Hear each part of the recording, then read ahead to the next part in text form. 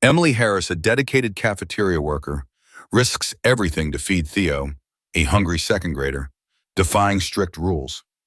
Fired for her compassion, Emily faces an uncertain future, but her act sparks a viral video, igniting public outrage. A mysterious letter hints at high-level attention, and a shocking call from the president reveals her story's national impact. As media frenzy grows, Emily's simple act of kindness spirals into a movement. Who is watching from afar? Why does the president care? What secrets lie behind Theo's hunger? The truth promises to reshape lives and policies forever. Subscribe now to uncover more inspiring tales like Emily's. Hit like to honor real heroes, share to spread compassion, and support our mission to make every act of kindness count. Together, let's make the world a better place. In the dim light of the Edison Elementary School cafeteria, Emily Harris stood frozen, her hands gripping a tray of lukewarm pasta as the sharp voice of her manager, Mrs. Margaret Rawlings, sliced through the air. "What do you think you're doing?" The words were not just a question, but a condemnation, carrying the weight of authority and indignation. Emily's heart thudded in her chest, but she didn't flinch. Her eyes flicked briefly to the small boy seated at the table, his dirt-streaked face illuminated by the faint hope of a meal he hadn't dared to expect. Theo, a second grader with a quiet demeanor that masked a deeper struggle, clutched a fork with trembling fingers, his gaze fixed on the food as if it might vanish. Emily's resolve hardened. She wasn't just breaking a rule. She was standing up for something that felt fundamentally right, even if it came at a cost. "You're fired." Mrs. Rawlings' voice was cold, each syllable a shard of ice that pierced the air. The declaration hung heavily, final and unyielding, like a door slamming shut. Emily's chest tightened, not with surprise, but with a strange mix of resignation and defiance. She had known this might happen the moment she set the tray in front of Theo. Yet, as the words settled into her bones, they carried a surreal weight. 8 years of her life, gone in 3 words. That night, as she packed her belongings from the cluttered cafeteria kitchen, her phone buzzed insistently in her pocket. She hesitated, expecting a call from a concerned coworker or perhaps her son, worried about her late return. Instead, a man's voice, calm and authoritative, greeted her. "I'm calling from the Oval Office." The words were so absurd, so out of place in her modest world, that she nearly laughed. "Who was that child?" the voice continued, laced with an urgency that made her breath catch. Why would the President of the United States care about a boy in her cafeteria? What had she stumbled into by offering a simple plate of pasta? For 8 years, Emily Harris had been the steady heartbeat of the Edison Elementary School cafeteria. At 41, she carried the quiet strength of a widow and single mother who had built a life around her teenage son, Daniel, and the countless children she served daily. Her role as assistant cook wasn't prestigious. Grease-stained aprons and early mornings defined her days. But it was steady. It provided the health insurance she needed to keep Daniel's asthma in check and the stability to pay their modest rent. In the bustling kitchen, Emily was a constant. She arrived before dawn, her apron tied neatly, her hands moving with practiced efficiency as she prepared trays of macaroni, sliced fruit, and poured milk into cartons. Her coworkers relied on her dependability. In 8 years, she had never been late, never called in sick unless the fever was undeniable. Her quiet dedication earned her respect, if not warmth, from her colleagues. But Mrs. Rawlings, the cafeteria manager, was different. With her pinched lips and unyielding adherence to protocol, she seemed to view Emily's reliability as a given, not a virtue. "Rules exist for a reason," she'd say, her voice clipped, as if the very notion of flexibility was a personal affront. Those rules governed every aspect of the cafeteria. Portion sizes measured to the ounce, serving temperatures checked with a thermometer, and most rigidly, the policy that no lunch ticket meant no food. No exceptions. It was a Tuesday, the lunch rush just fading, when Emily noticed a small figure lingering near the kitchen's entrance. Theo, a second grader with tousled hair and clothes that hung loosely on his thin frame, stood half hidden behind the doorframe. His face was smudged with dirt, and his hands trembled slightly, betraying a hunger that went beyond the physical. Emily recognized him instantly. She'd seen him before, always on the edges of the lunchroom, never in line. Whispers among the teachers had painted a picture. a single mother recently struck by illness, struggling to navigate the bureaucracy of subsidized lunches after moving from another district. The paperwork was incomplete, tangled in red tape, leaving Theo to face hunger with a quiet dignity no child should bear. Emily's heart ached as she watched him, his eyes tracking her movements, not with desperation, but with a resignation that cut deeper than any plea. She glanced around. Mrs. Rawlings was in her office, her pen scratching as she tallied inventory. The other staff were scrubbing counters, their attention elsewhere. In that moment, Emily made a choice that felt as natural as breathing. She grabbed a tray of leftover pitham, food destined for the trash, and set it on a small table near the kitchen. "Come sit down," she said softly, her voice a gentle anchor in the boy's storm. "Eat." Theo hesitated, his small body tense as if waiting for the offer to dissolve. When he finally approached, his steps were cautious, his eyes darting between Emily and the food. He sat, staring at the pasta with a mix of disbelief and reverence, as if it were a gift too precious to touch. "It's okay," Emily said, her voice steady despite the risk she knew she was taking. "It's for you." Theo lifted his fork, his movements slow, savoring the moment as much as the meal. For a fleeting second, Emily felt a warmth in her chest, a quiet pride in defying a system that seemed to forget the human cost of its rules. Then Mrs. Rawlings emerged from her office. Her eyes narrowed, darting from Theo to the tray to Emily, her expression hardening into something almost triumphant. "What do you think you're doing?" she demanded, her voice rising to a sharp crescendo that made Theo flinch. Emily straightened, her hands steady despite the pulse pounding in her ears. "He's hungry, Margaret," she said, her tone calm but unyielding. "He hasn't eaten since breakfast. Maybe not even then." Mrs. Rawlings' lips pressed into a thin line. "You know the rules. No ticket, no meal." Her voice dropped to a hiss, as if the very act of feeding a child was a betrayal. "You can't just give away food whenever you feel like it." "It's leftover pasta," Emily countered, her voice level to keep Theo from shrinking further into his seat. "It was going to be thrown out anyway." Mrs. Rawlings' eyes flashed. "That's not the point. There are procedures, paperwork. This," she gestured at Theo, who clutched his fork like a lifeline, "is completely unauthorized."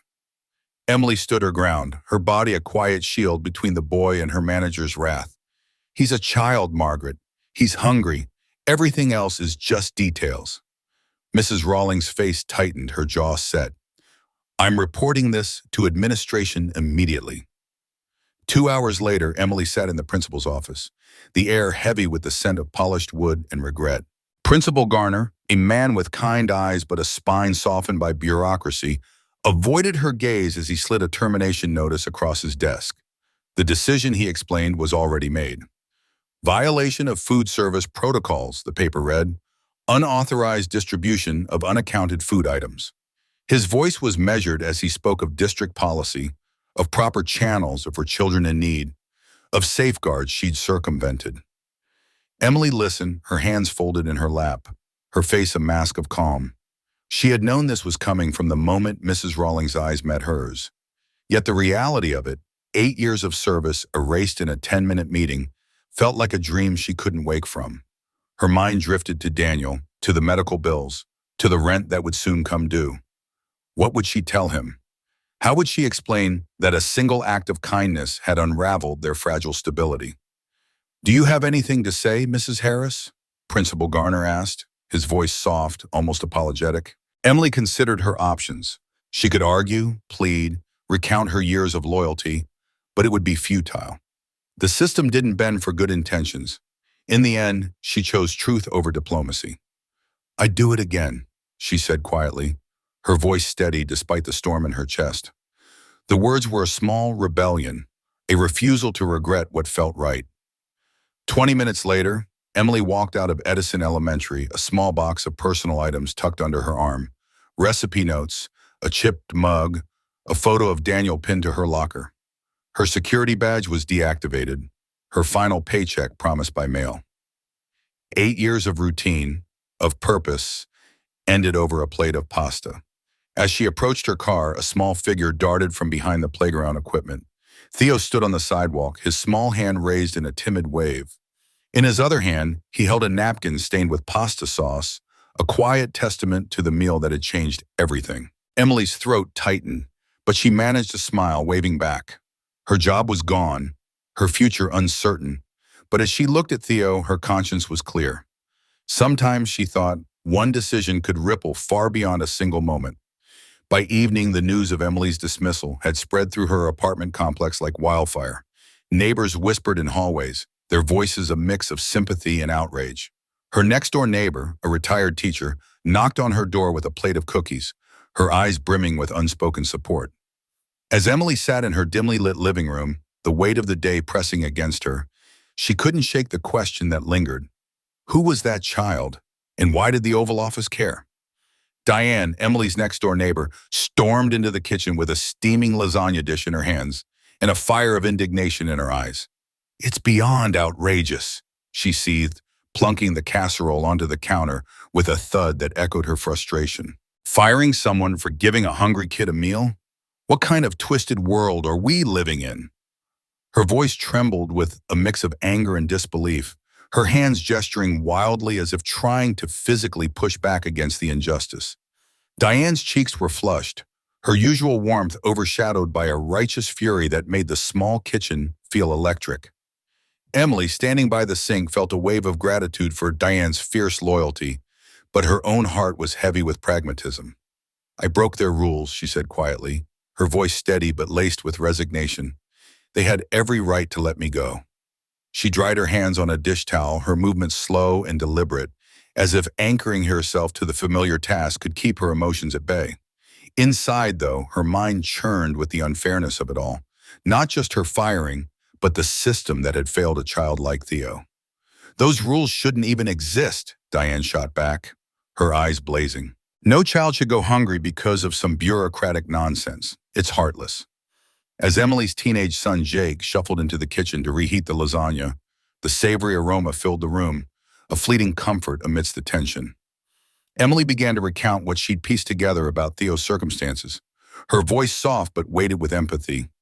Theo's mother, Andrea Wilson, had uprooted her life 3 months ago, moving to their small Pennsylvania district after losing her previous home. The move was meant to be a fresh start, but fate had other plans. Shortly after settling in, Andrea was struck with an aggressive form of pneumonia, landing her in the hospital for weeks. The diagnosis had spiraled into unpaid leave from her new job, a deluge of medical bills, and the chaos of relocation. The family's fragile stability had shattered, and in the midst of it all, the paperwork for Theo's school lunch subsidy had been lost in the shuffle. Without that approval, Theo was left ineligible for free meals, no matter how dire their situation. Emily's voice faltered as she spoke, her heart aching for Theo's quiet, hollow-eyed presence in the cafeteria. She could still see him, his small frame hunched over the table, his gaze fixed on the tray she'd placed before him as if it were a lifeline. "It's not just about rules," she murmured, more to herself than to Diane. "It's about a kid who's starving, and a system that doesn't care enough to notice." Jake, stirring the lasagna in the microwave, turned with a scowl, his teenage idealism flaring. "Can't you call someone, Mom? Tell them what's going on? This is so messed up." His voice cracked with the raw indignation only a 16-year-old could muster, his fists clenched at his sides. Emily shook her head, her expression weary. "I tried, Jake. I reached out to the district social worker, but she made it clear. Any more interference could land me in legal trouble for accessing student records without authorization. I'm not even an employee anymore." The words stung as they left her lips, a reminder of how quickly her life had unraveled. The next morning, Emily sat at her kitchen table, her laptop open to a job search site. At 41, with years spent in school food service, the prospect of starting over felt daunting. Her fingers hovered over the keyboard, her resume half updated as worry gnawed at her. Bills were piling up, and Jake's college fund, modest as it was, wouldn't grow without her income. She pushed aside the creeping sense of failure, focusing on the practical. Submit applications. Find something. Keep moving forward. But beneath her resolve, a quiet fear whispered, "What if this is all there is now?" Her phone buzzed, pulling her from her thoughts. Notifications flooded in from the local parent Facebook group, and curiosity got the better of her.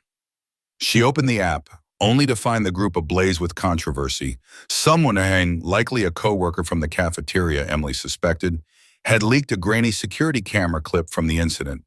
The footage captured her placing a tray of food in front of Theo, the tense exchange with Mrs. Rawlings, the school's rigid administrator, and Theo himself eating hurriedly while stealing nervous glances at the arguing adults. His face was unmistakable, gaunt, exhausted, but with a flicker of hope in his eyes as he took his first bite. The video cut off with Mrs. Rawlings pointing toward the office, her expression stern, while Emily stood protectively by Theo's side, her posture defiant yet weary. The comments below the post were a battlefield of opinions. "How can they fire someone for showing basic humanity?" one parent wrote, their words dripping with outrage. Another countered, "Rules are there for a reason. Health and safety matter. What if the kid had allergies?" A third chimed in, "I've known Emily for years. She was the heart of that cafeteria." But others were less forgiving. "If we bend rules for feelings, where's the line?" Emily's stomach twisted as she read, her name now a lightning rod for a community divided. She closed the app, her discomfort growing. She didn't want to be a martyr or a villain. She just wanted to move on. That afternoon, as she submitted another job application, a knock at the door startled her. A plain white envelope lay on the porch, no return address, no markings.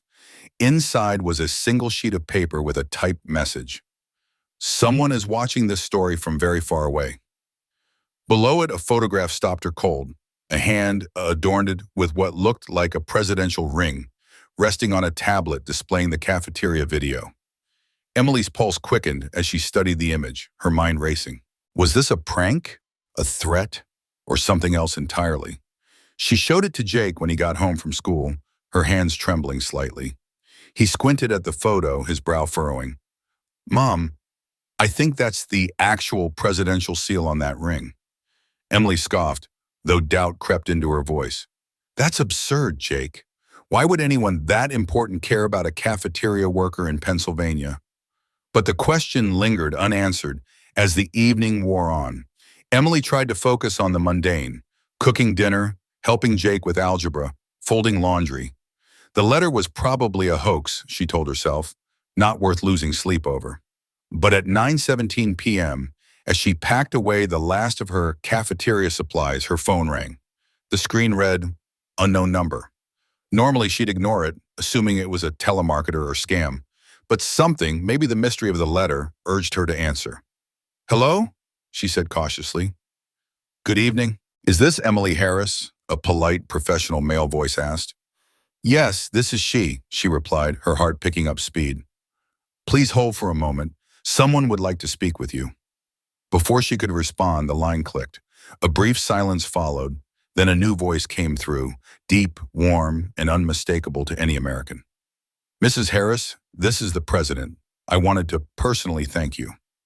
Emily's knees buckled, and she sank into a kitchen chair, her free hand gripping the table's edge.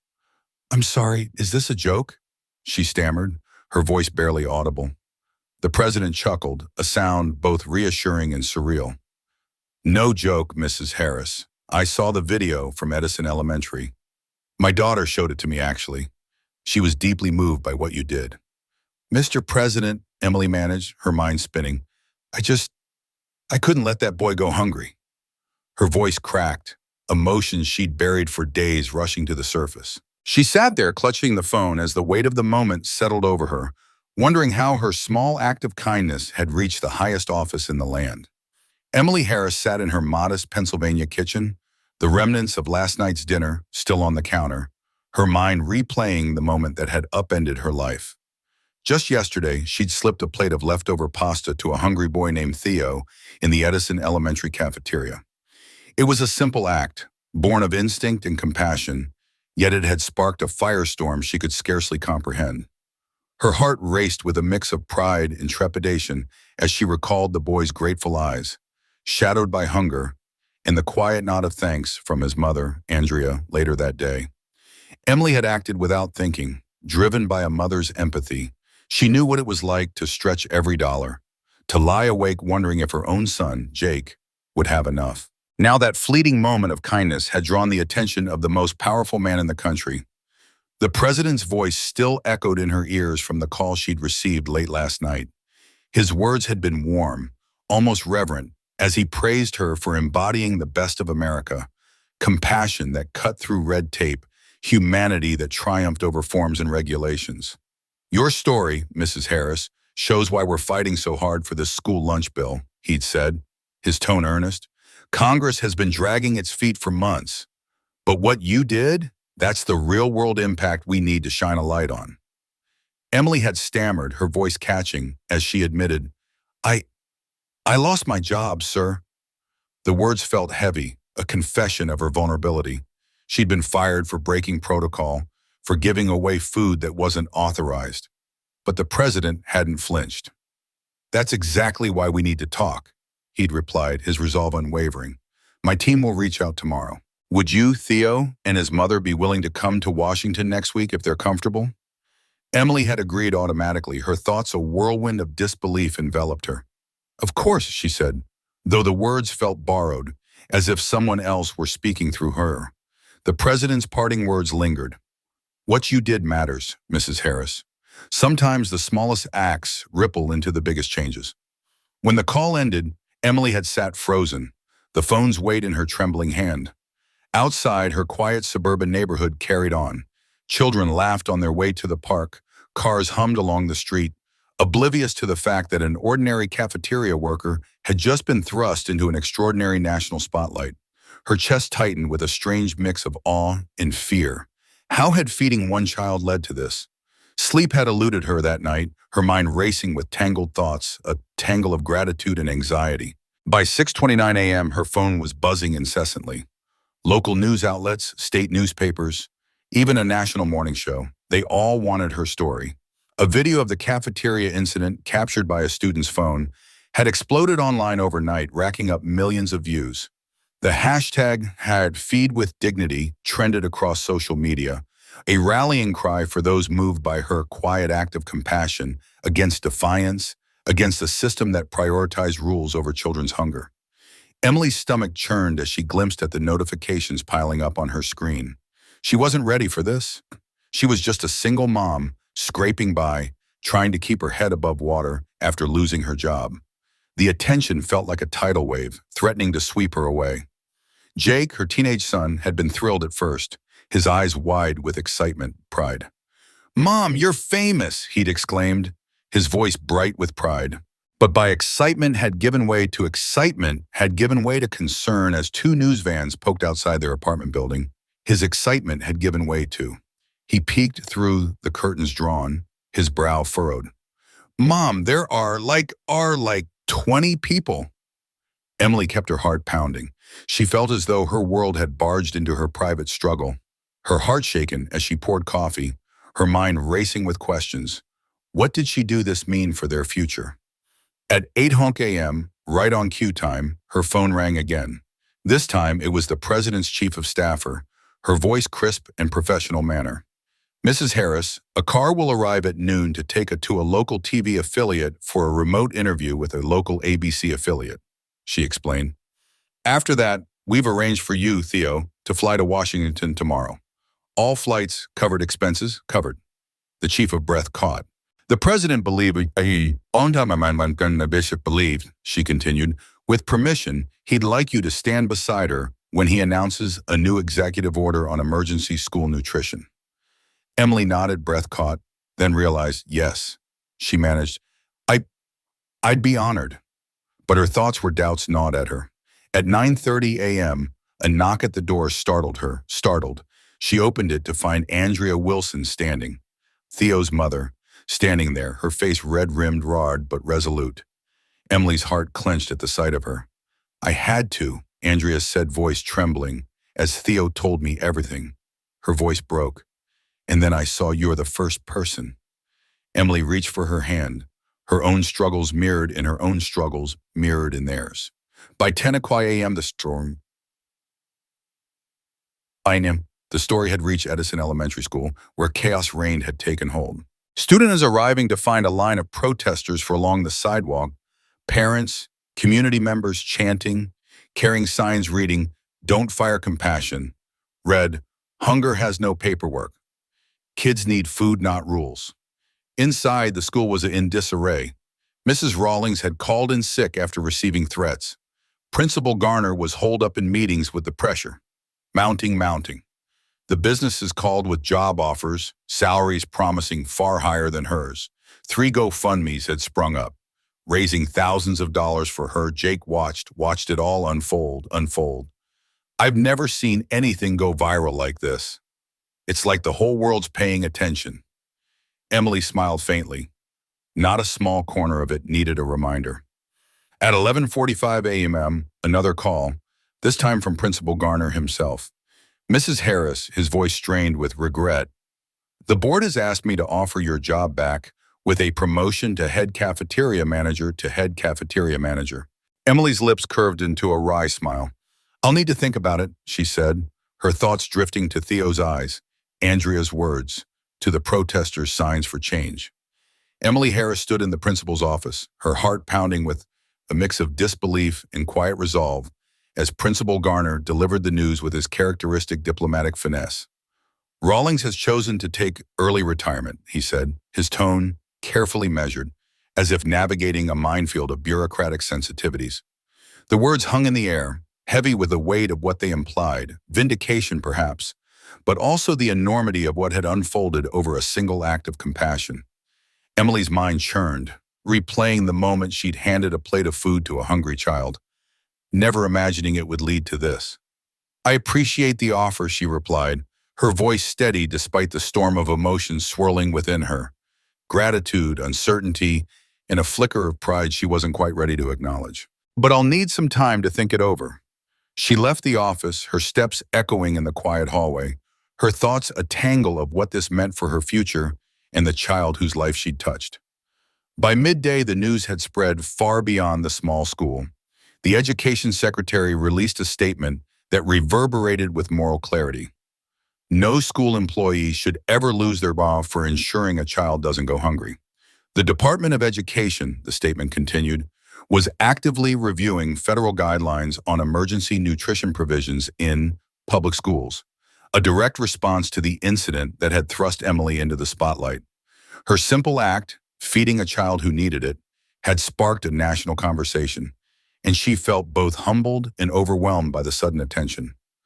The weight of it pressed against her chest, a reminder that her quiet life in the cafeteria was no longer just her own. At precisely the appointed hour, a sleek black SUV with tinted windows pulled up outside her modest home. The driver, a man who introduced himself only as Steve from the White House Transportation Office, opened the door with a professional nod. Emily slid into the back seat, her heart racing as the reality of the moment sank in. She was being whisked away to a local ABC affiliate studio for a nationally broadcast interview, a 7-minute spotlight that would amplify her story to millions. As the SUV glided through the streets, she stared out the window, her thoughts drifting to Theo, the boy whose hungry eyes had prompted her to act without hesitation. She wondered what he was feeling now, caught up in this whirlwind alongside her.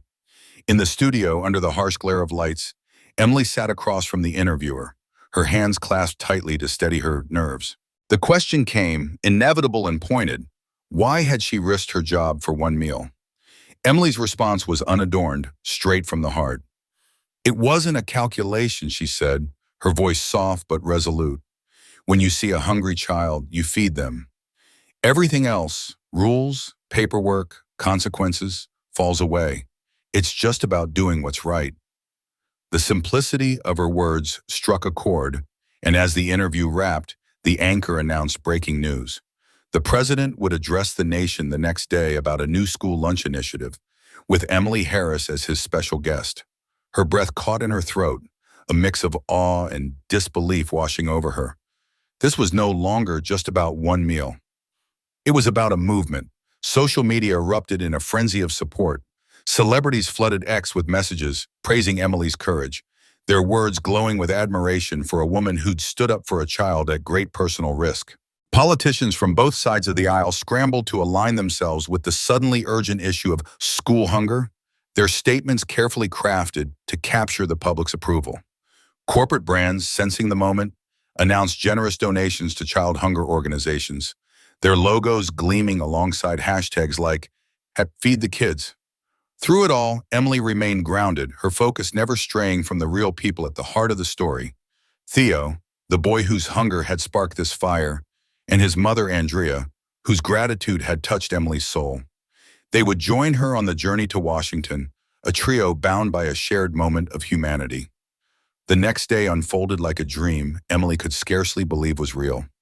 A private government jet carried them to Andrews Air Force Base, where a motorcade awaited, its polished vehicles gleaming under the morning sun. As they were driven to the White House, Emily gazed out at the iconic landmarks of Washington, D.C., her heart swelling with a mix of pride and surreal disbelief. A brief tour of the White House followed, each historic room a testament to the weight of the moment.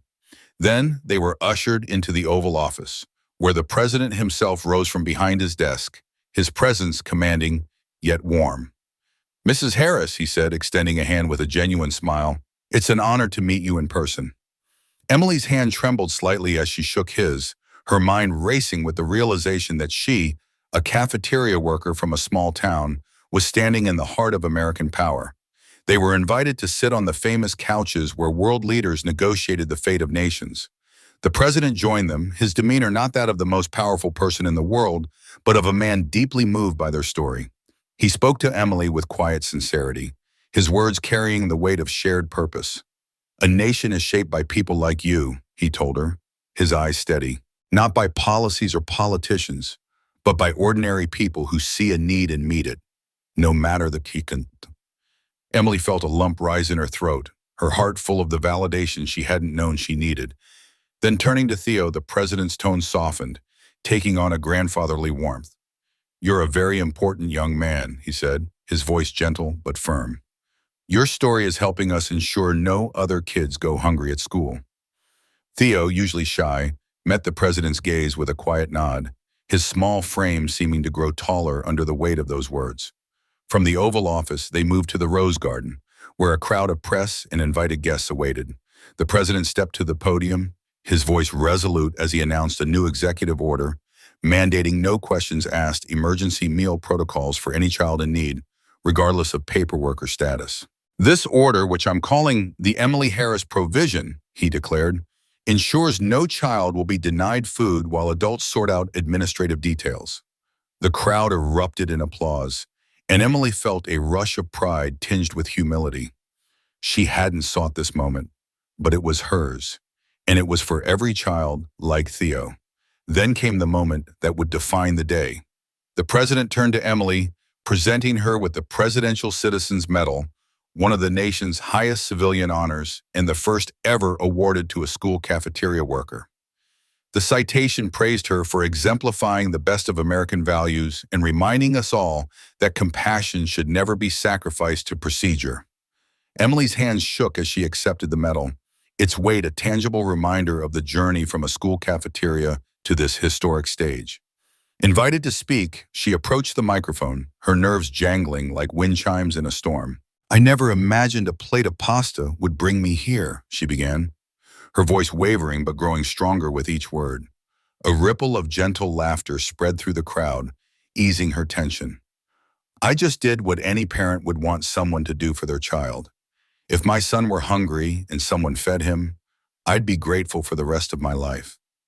The audience rose in a standing ovation, their applause a thunderous affirmation of her simple truth.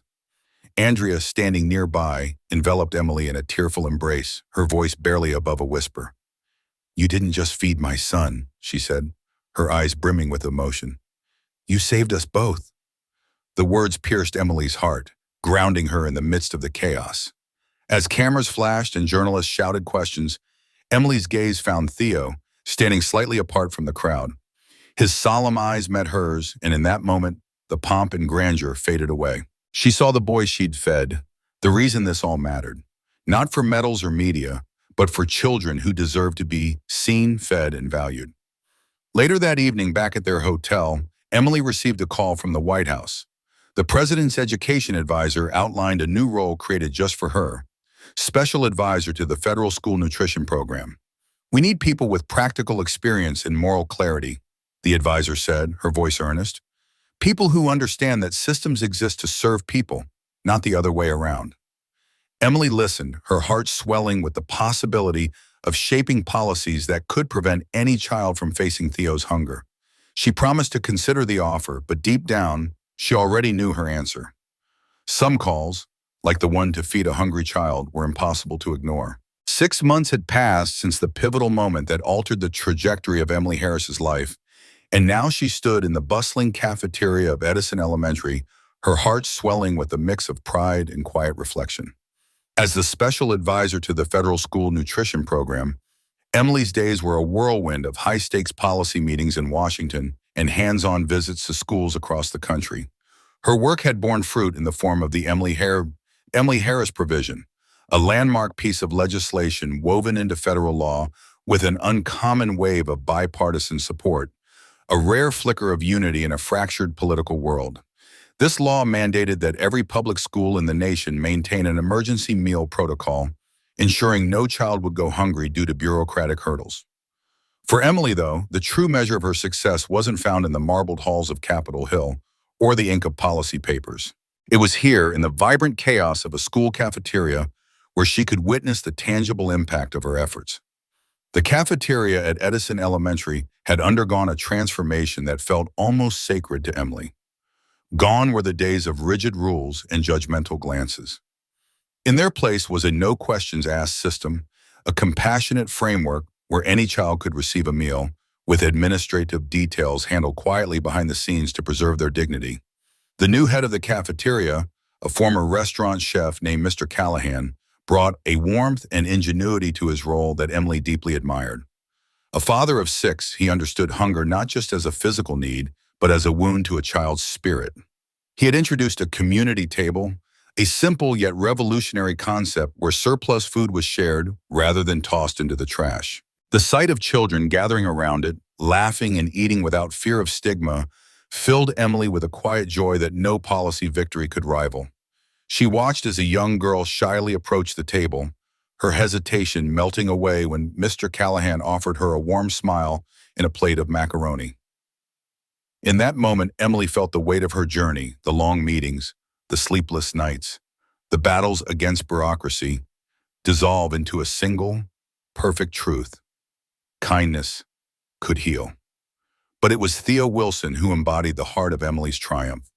Once a boy who hid in doorways, his small frame curled against the shame of hunger, Theo now sat openly at a table with his peers, his lunch tray piled with food provided by the free meal program Emily had fought to secure for him. His eyes, once shadowed with worry, now sparkled with the carefree energy of a child who felt seen and cared for. Emily's chest tightened as she watched him laugh with a friend, his voice rising above the cafeteria's hum. She thought of the days when Theo's hunger had been a silent, aching secret, and the memory stirred a fierce determination in her. Never again, she vowed, never again would a child in this school or any school suffer that kind of quiet despair. Theo's mother, Andrea, had become a living testament to the ripple effects of Emily's work. After a grueling battle with illness, Andrea had regained her strength and found purpose as a parent liaison for the very program Emily had helped create. The role suited her, and Emily could see the pride in Andrea's eyes whenever they crossed paths at Edison. Andrea's journey mirrored Emily's own, a reminder that small acts of courage could spark profound change. Andrea often spoke of how Emily's compassion had not only fed her son, but had given her family a new beginning. Each time they met, Andrea's gratitude was palpable, a quiet undercurrent of connection that bound them together in this shared mission. The cafeteria wall bore a vivid symbol of the change Emily had sparked. A mural painted by the 5th grade art class. It depicted Emily, her face gentle and resolute, offering a tray of food to a small child. Beneath the image, bold letters proclaimed, "Kindness feeds more than hunger." The mural wasn't just a piece of art. It was a declaration of values, a reminder to every student, teacher, and visitor that compassion was the cornerstone of this community. Emily's eyes lingered on it, her heart catching at the sight of her own likeness rendered in vibrant hues. She didn't see herself as a hero, but the mural told her that others did, and that realization humbled her deeply. During a recent school assembly, a 3rd grader named Lily had stood before the crowd, her voice trembling with earnestness as she read her district-winning essay. "Miss Emily didn't just feed my friend. she had said, her words clear and piercing. She taught our whole school what's right. The room had erupted in applause, and Emily, seated in the back, had fought back tears. She wasn't one for the spotlight, but in that moment, she felt the weight of her impact, not just on one child, but on an entire community. The essay had crystallized something she'd always believed, that justice, when it arrives, doesn't always come with fanfare. Sometimes it arrives in the form of a quiet meal, a shared table, a child's smile. When local reporters caught up with Emily during her visit, they asked how it felt to return to the very place where she'd been fired for defying the rules to feed a hungry child. Her response, delivered with a calm conviction, had become something of a personal mantra. If it's wrong to feed a hungry child, then I'm willing to be wrong every single time. The words carried the weight of her resolve, a promise to keep fighting for those who needed it most. They also carried the sting of memory, the humiliation of being escorted out of Edison Elementary, her belongings in a cardboard box, her heart heavy with the injustice of it all. But standing here now, watching children eat without fear, she knew every moment of that pain had been worth it. Despite her demanding schedule, Emily still carved out time each morning to volunteer at a local shelter's breakfast program. The routine grounded her, a touchstone in a life that could easily be consumed by meetings and memos. When asked why she kept it up, her answer was simple yet profound. We don't need to do extraordinary things. We just need to not look away when ordinary needs present themselves. For Emily, those ordinary needs, a hungry child, a struggling parent, a community in need of hope, were the threads that wove her life's purpose. Each bowl of oatmeal she served at the shelter, each smile she exchanged with a child, was a reminder that change began with the smallest acts of care. On the anniversary of the cafeteria incident, Emily received a handmade card from Theo. The front featured a childlike drawing of the White House, its lines wobbly but full of heart. Inside, Theo had written in his careful, uneven scrawl, "Thank you for the pasta. It changed everything." Emily's breath caught as she read the words, her fingers tracing the crayon strokes. She kept the card on her desk in Washington, a talisman against the cynicism that sometimes crept into her work. It reminded her that transformation didn't always come from grand gestures or sweeping laws. Sometimes it began with a single act of kindness, a plate of pasta offered with dignity, a moment of compassion that rippled outward to change a life, a school, a community, perhaps even a nation.